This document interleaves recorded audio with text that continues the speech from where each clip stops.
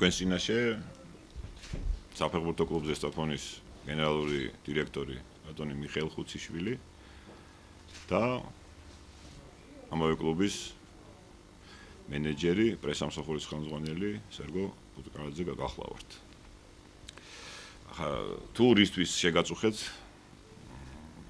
დავიწყოთ იმით რომ ჩვენს თავს საფეხბურთო კლუბ ზესტაფონთან დაკავშირებით ამ ბოლო პერიოდში იმდენი საინტერესო რამ მოხდა რომ დეტექტიური ისტორია ალბათ რომელიც უკვე ამდენიმე კვირის უფრო მეტი ხნის მანძილზე მიმდინარეობს ჩვენ აი ამ შექმნილ სიტუაციასთან დაკავშირებით ამა თუ იმ ასე ვთქვათ წყარომ სხვადასხვა ინტერპრეტაცია გააჟღერა ძალიან ბევრი სხვადასხვა ვერსია მოსაზრება და ვარაუდი დაიწერა გამოითქვა და გავიდა ეთერში მიგვაჩნია რომ დადგა ის დრო რომ ჩვენი პოზიცია თუ როგორ ვხედავთ საფეხბურთო კლუბის ზესტაფონი ამას ყველაფერს განვითარებულ მოვლენებს უნდა გავაჟღეროთ და საზოგადოებას უნდა ვაცნობოთ ჩვენი ესეთი მოგზაურებული აზრი როგორც მოგეხსენებათ გუშინ ერთ-ერთი ქართული არხის ეთერში კლუბის ფლობელის ინტერვიუ გავიდა თვითონ საქართველოში არ ბრძანდება თუმცა ძალიან ბევრი საინტერესო მოსაზრება გაჟღერდა და იმისათვის რომ ასე ვთქვათ საზოგადოების ინტერესი ამ თემისადმი დავაკმაყოფილოთ შეძლების დაგვარად შესაძლებლობის ფარგლებში, იმიტომ შეგაწუხეთ და მადლობას მოგახსენებთ ყველას. პირველ რიგში ალბათ დავიწყებ თანმიმდევრულად ბევრი თემაა, უბრალოდ რაღაცნაირად მინდა არაფერი არ გამომრჩეს და ვეცდები ნელ-ნელა თანდათანობით მოგახსენოთ ყველაფრის შესახებ. როგორც იცით, სულ რამდენიმე კვირის წინ საფეხბურთო კლუბის ზესტაფონი არ გავიდა ერთ-ერთ კალენდარულ მატჩზე, საშინაო შეხვედრაზე.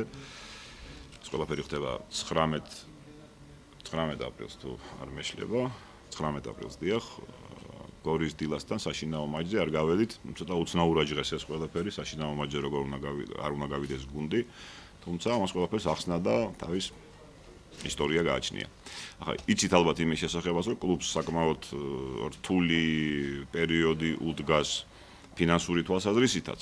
ჩვენ ამის შესახებ დრო და დრო ვაცნობებდით ფეხბურთის ფედერაციის საშეჯიბრო განყოფილებას.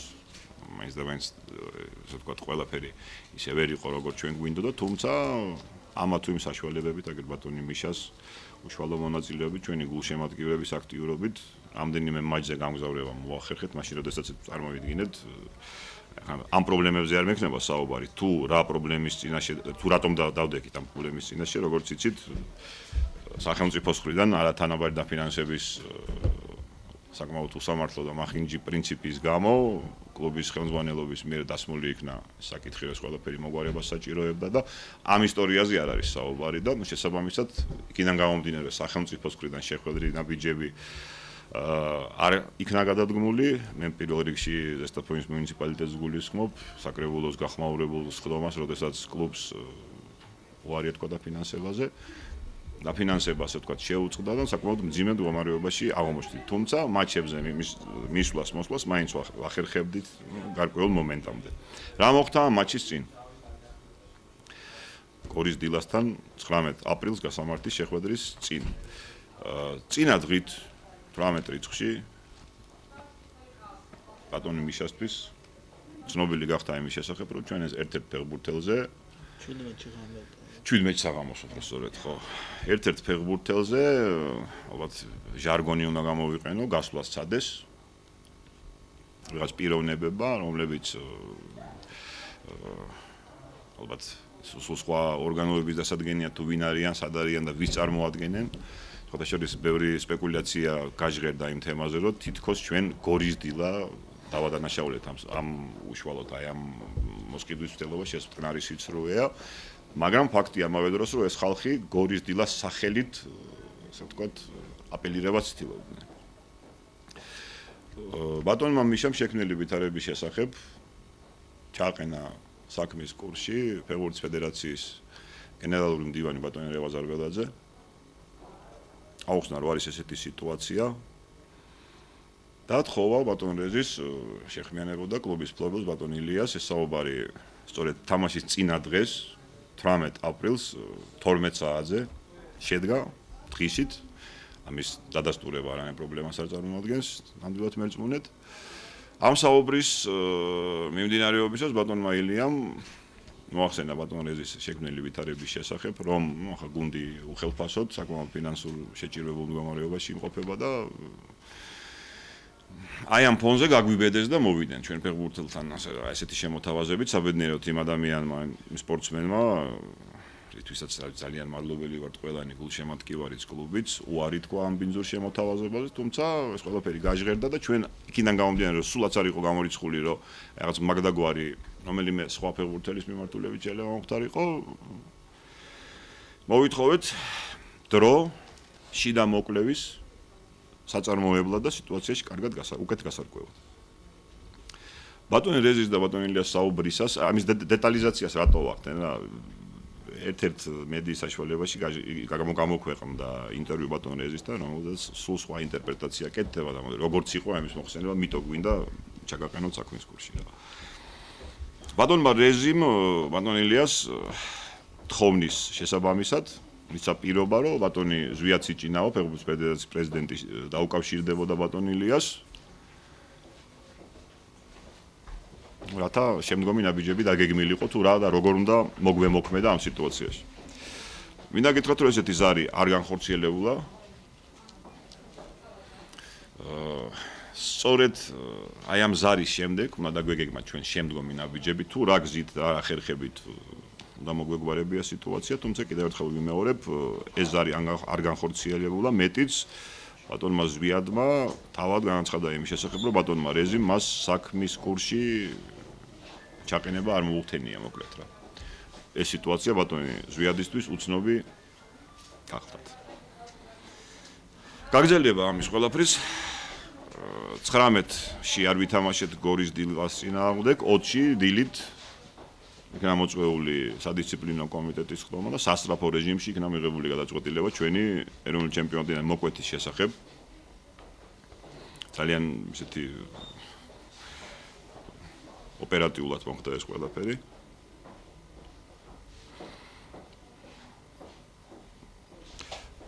ჩვენ აპელაცია შევიტანეთ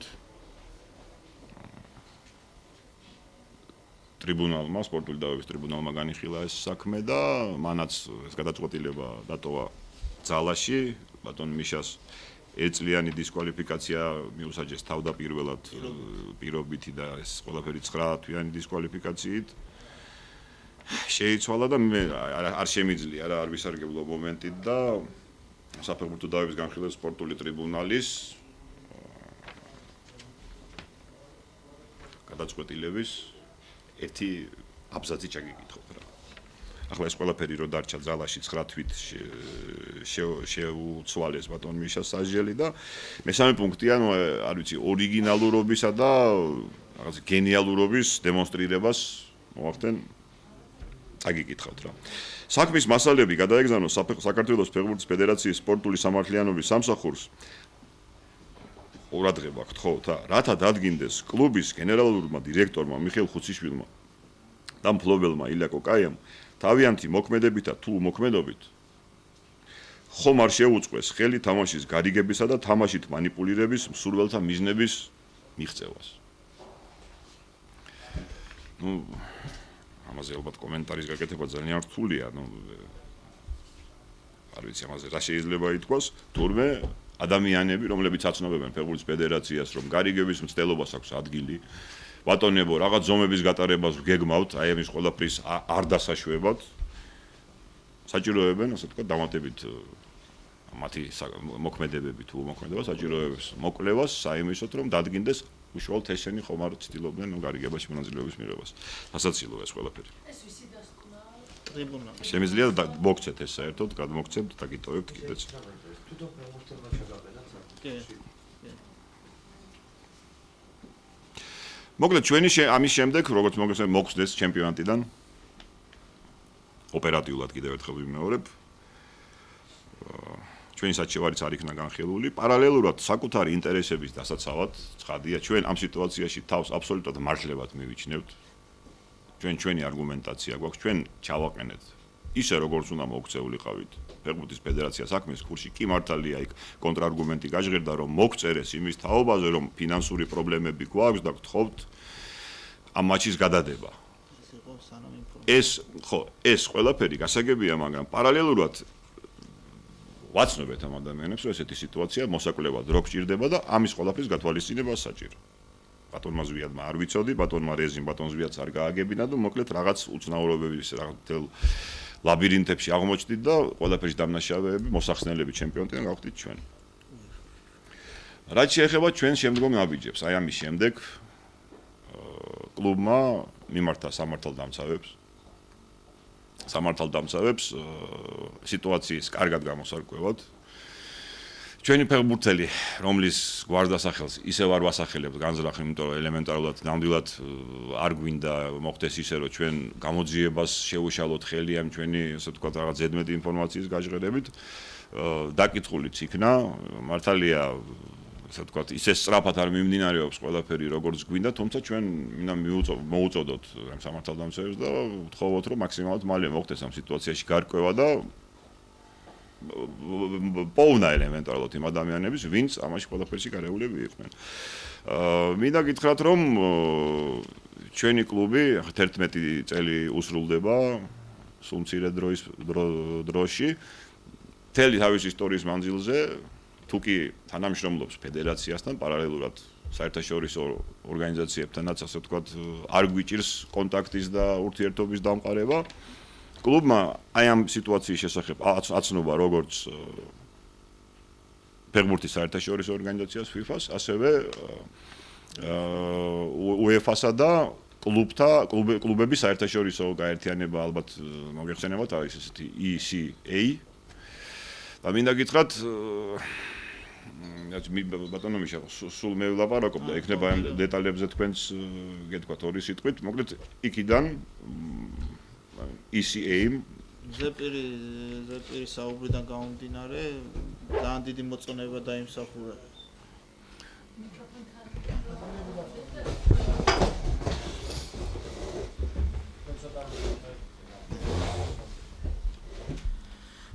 ჩვენ დაუკავშირდით კლუბების ევროპულ ასოციაციას, სადაც დეტალურად გადაუგზავნეთ თუ რაში მდგომარეობდა საქმე და როგორ მიდიოდა ეს სამი რა ნაბიჯები გადავდგით, სადაც ზეპირად ასე ვთქვათ, იქიდან ჩვენ გადადგმული ნაბიჯი და თამაშზე რო არ გამოცხადით და შევაჩერეთ, ასე ვთქვათ, მოწონება დაიმსახურა იმათგან და გვითხრეს, რომ სწრაფ რეჟიმში აცნობებდნენ UEFA-ს თავისი სახელით და შეეცდებოდნენ მაქსიმალურად სწრაფად გამოიძიონ ეს საქმე და დაადგინონ დამნაშავეები.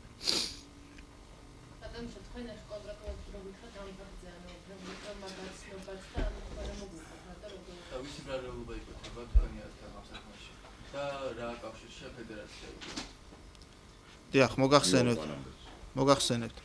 დიახ, ფეხბურთელმა გვაცნობა ეს სიტუაცია, მე ჩამაყენა საქმის ყურში 17-ში საღამოს, სადღაც იყო 10 საათი, სადაც ტელეფონზე ჩვენ ვისაუბრეთ და მან დამიდასტურა ეს ფაქტი, რომ მასთან მართლა მოხდა კონტაქტი ამ გაურკვეველი ადამიანების მხრიდან, მითხრა კონკრეტული საათი, რიცხვი, ადგილი თუ სად შეხვდა და რა წინადადება შესთავაზეს, სადაც მან მითხრა, რომ მან კატეგორიული უარი თქვა ამ გარიგებაში მონაწილეობაზე და მითხრა, რომ აი ესეთი სიტუაცია არის და საქმის ყურში გაყენეს.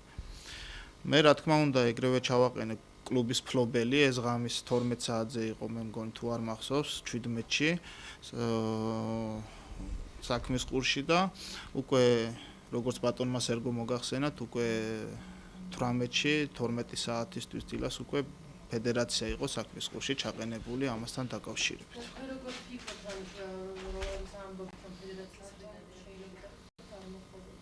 არ ვიცი, ჩემთვის ეს კითხვა დღემდე პასუხგაუცემელია. ჩვენ ველოდებოდით მთელი დღის მანძილზე თუ რა რეაგირება იქნებოდა ფედერაციიდან, თუ რა ნაბიჯები შეიძლებოდა შემდეგ გადაგვედგა, რომ ეს თამაში ასე ვთქვათ გადაგვერჩინა, სამწუხაროდ არანაირი კონტაქტი, არანაირი ყურადღება არ ყოფილა და ჩემთვის მოულოდნელი იყო კიდე ის, რომ სადისციპლინოზე იქ მითხრეს, რომ რატო დუბლები არ გაიყვანეთ სათამაშოდ. მეტიც თქვეს.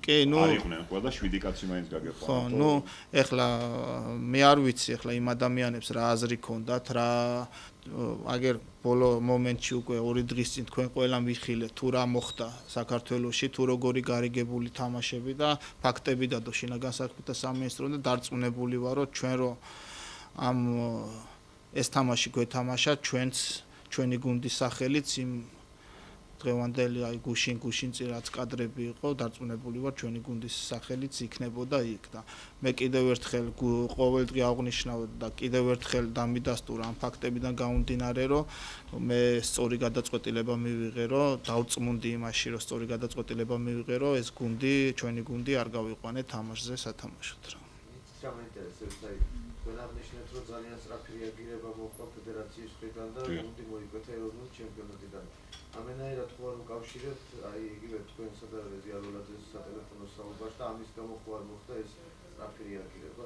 იგივე ამ ფეხბურთელის არა, ну, ბატონ რეზისთან სატელეფონო საუბარზე რა გითხრათ, მაგრამ მე პირადად მინდა ნამდვილად დავეთანხმო კლუბის მფლობელის მიერ გუშინ TVS-ის ეთერში გაჟღერებულ მოსაზრებას, რომ ჩვენ საფეხბურთო კლუბის ზესტაფონი ეს ახალი ამბავი არ არის. საკმაოდ დიდი ხნის მანძილზე იგრძნობა ეს დამოკიდებულება, ვართ როგორ თქვა, უცხო სხეული, რაღაც ძალიან დისკომფორტის მომნიჭებელი რამ დღევანდელი საფეხბურთო სახლის თვალში. იცით რა არის აი ნუ როგორ გითხრათ რა. ძალიან დისკომფორტის შემტანები ვართ აი ამ სიტუაციაში. მაშინ როდესაც ყველაფერი ძალიან კარგად არის და ფეხბურთის ფედერაცია აი ესეც მინდა აუცილებლად წავიკითხო რა. რეაგირება მატჩების გარიგებასთან დაკავშირებით ბოლო 3-4 წელიწადში მესამე შემთხვევაა ესეთი სკანდალური. ალბათ გახსოვთ ერთი თუ არ ვცდები 2011 წელი იყო. 11-12 მეორე შემთხვევა შარშანი იყო საჯებთან დაკავშირებული და მესამე ეხლა. ესე იგი ფაქტია რომ რაღაც კატასტროფული ხდება ამ ქვეყნის ფეხბურთში და წაგიკითხავთ რა ძალიან გთხოვთ ეს არის განცხადება საქართველოს ფეხბურთის ფედერაციის ოფიციალურ ვებგვერდზე გამოქვეყნებული განცხადების ციტირებას მოვახდენ აი ერთ კონკრეტულ მომენტს შევეხები. იმედს გამოვთქვამთ, რომ ეროვნულ ჩემპიონატში მოთამაშე ფეხბურთელები, მწვრთნელები, საჯები თუ კლუბებში დასაქმებული სხვა პირები სრულფასოვნად გაიაზრებენ იმ ზიანის მასშტაბებს, რაც თითოეული ასეთი შემთხვევის გამოვლენისას ქართულ ფეხბურთს ადგება და ერთხელ და სამუდამოდ უარს იტყვიან მსგავს გარიგებებში მონაწილეობას. პირველ რიგში დავიწყებ იმით, ბატონი მიშა, ტყუილის თქმის უფლებას არ მომცემს ყველა თანამშრომელი კლუბის სეზონის დაწყებამდე ყველა თანამშრომელს ხელი აქვს მოწერილი იმაზე თუ ესეთი ხო მემორანდუმი გაფორმდა რომლის ასე ვთქვათ დედა აზრი გახლავთ ის ესეთი რაღაც მსგავსის გაგების შემთხვევაში აუცილებლად უნდა აცნობო შესაბამის ინსტანციებს. რაც შეეხება გააზრებას რა გააზრებას აი ქმედების ასე ვთქვათ შედეგებისა. ჩვენ ვაცნობთ ფეხბურთის ფედერაციის გენერალურ მდივანს. გააზრებული ქონია ბატონო, გავაგებინეთ კიდეც, მაგრამ შედეგი რაც დადგა იცით, ჩვენ მოხდენს ეროვნულ ჩემპიონატიდან. გააზრების მიუხედავად. როგორც ვიცით, თქვენ ან ფეხბურთის ფედერაცია ამტკიცებს, რომ ოფიციალური დოკუმენტით წერილით არ მიგიმართავთ. კი ბატონო, მოგახსენებთ, ჩვენ მივმართეთ ოფიციალური დოკუმენტით, რომელშიც იყო საუბარი, ჩვენ გვაქვს ფინანსური პრობლემები და ამის გამო ეს ხდება მანამდე, მაგრამ პარალელურად ჩვენ ვაცნობთ გენმდივანს შექმნილი ვითარების შესახებ და ვთხოვეთ კიდევ ერთხელ ვიმეორებ, რაც თავიდან გითხარით, კლუბის ფლობელს უნდა შეხმიანებოდა ფეხბურთის ფედერაციის პრეზიდენტი, მათ სატელეფონო რეჟიმში კომუნიკაცია არ ქონიათ კარგი ხნის მანძილზე და რანაბიჯების ხო რა თქმა უნდა, მაგაზია საუბარი. სწორედ ბატონის ვიადისგან, ბატონ ილიას ჭირდებოდა კონსულტაცია იმ მიმართულებით, თუ რა გზით უნდა წავსულიყავით. კიდევ ერთხელ ვიმეორებ, რომ ჩვენ მივმართეთ პროკურატურას. ჩვენ მივმართეთ საერთაშორისო ორგანიზაციებს, აი ესეთი სიტუაცია არის თქო. თუმცა ფედერაციას კონკრეტული გზა და მიმართულება ჩვენთვის არ მიუცია. ეს სიმართლეა და 100%-იანი რა. ახლა ეს ხომ არ იყო მიზანმიმართული ქმედება იმისათვის, რომ თქვენი კლუბი მოხდნილიყო ჩემპიონატში. ამას ხომ არ იყო. იცით რა არის მე აი წინა შეკითხვაზე ერთ-ერთ წინა შეკითხვაზე პასუხის გაცემისას მაგ მიმართულებით მივდიოდი რომ იქიდან გამომდინარე რომ ეს მე მას ვერ ვამტკიცებ და არც ვამტკიცებ მაგრამ ესეთი ვარაუდი ნამდვილად არსებობს რომ ჩვენ საკმაოდ კიდევ ერთხელ ვიმეორებ რა ვიცი ყელში გაჩხერილი ძვალივით ვართ ალბათ ვიღაცეებისთვის იმიტომ რომ სულ მწვავე სულ კრიტიკულად განწყობილები ვართ კრიტიკული თუ არ იქენი მაშინ ვთქვათ რომ ძალიან კარგადაა ყველაფერი გიხედავთ როგორცაა კარგად სატელევიზიო კადრებმა ამის იყო ეგ საუბარი რას გვერდჩიან და სხვათა შორის სწორედ ის ადამიანები აჟღერებდნენ მაგ პრეტენზიებს რას გვერდჩიან ვინც აი ესე ფულის მითulis დროს არ ვიცი ახლა იმად ბრალეულობის დადგენის თემა ჩემი კომპეტენცია არ არის ნამდვილად მაგრამ კადრებში რაც ვიხილე მე იმაზე მაქვს საუბარი რა დიახ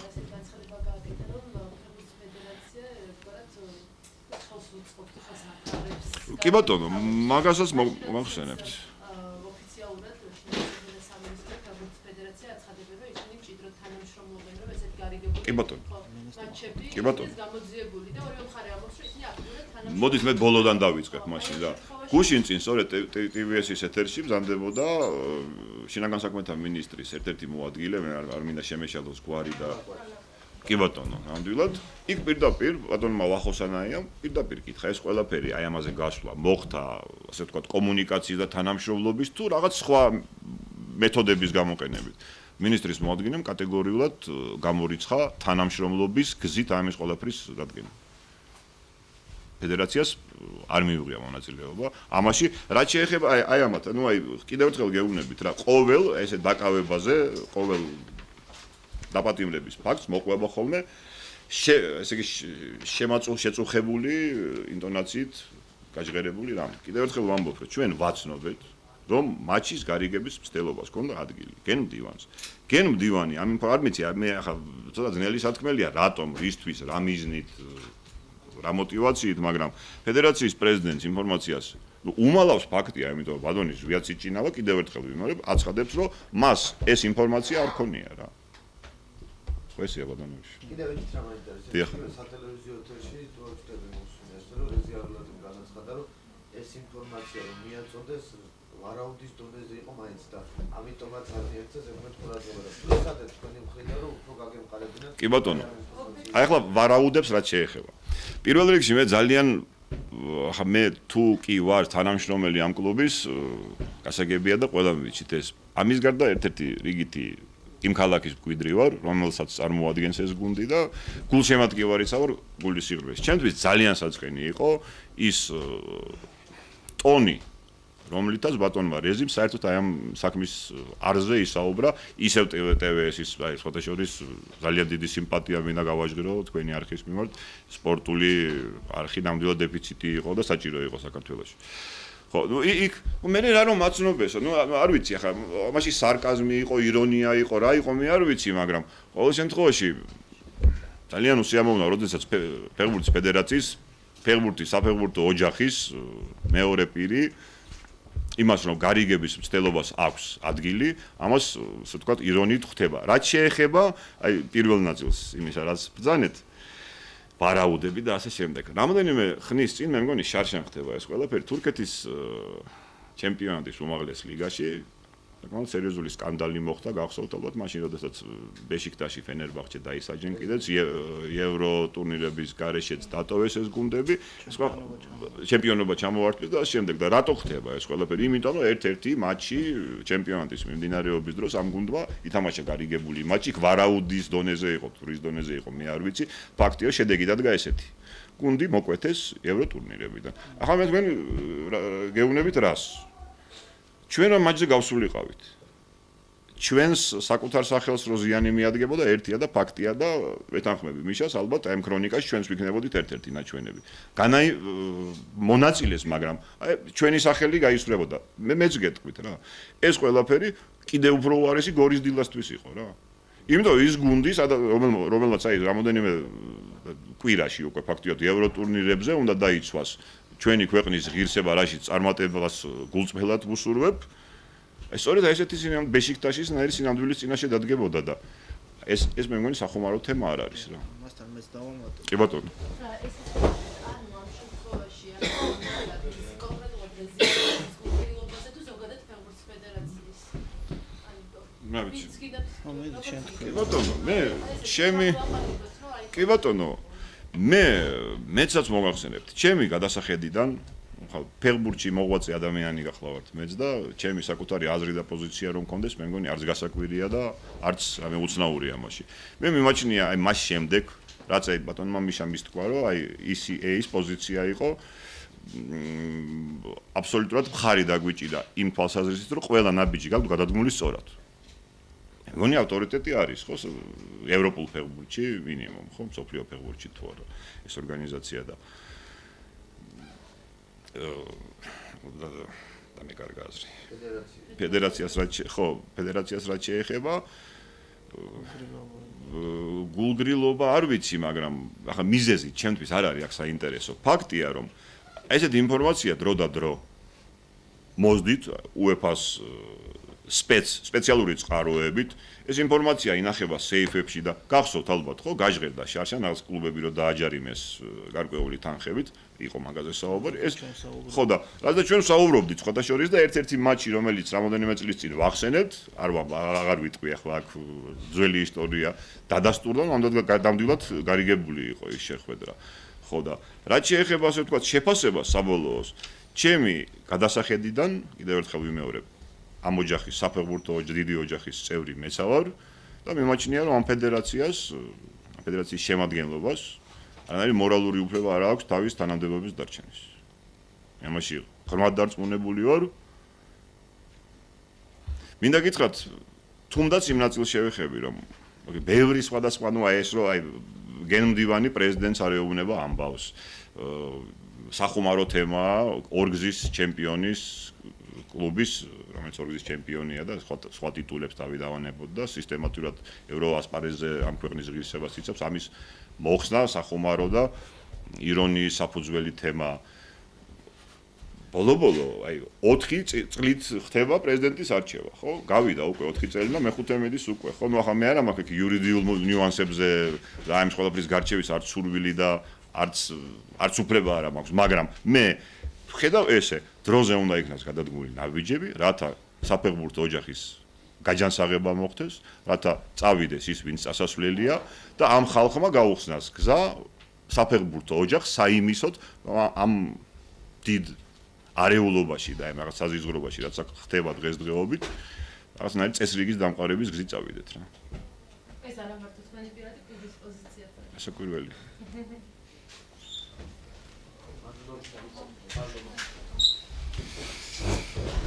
მადლობა თქვენ.